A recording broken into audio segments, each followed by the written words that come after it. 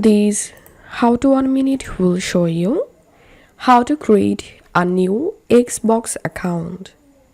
First of all, open this website xbox.com/en-us/live.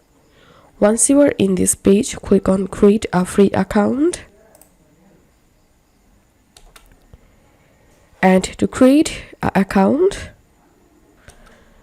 now write an email to create a Xbox account, or you can use your phone number or email address to create an account here.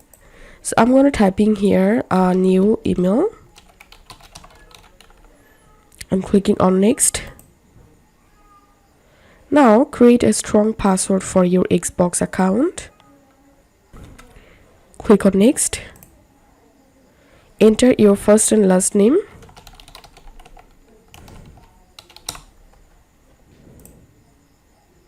Select your country and region and enter here your birth information.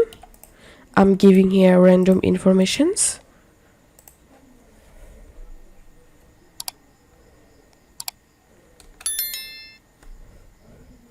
Now you have to solve the puzzle.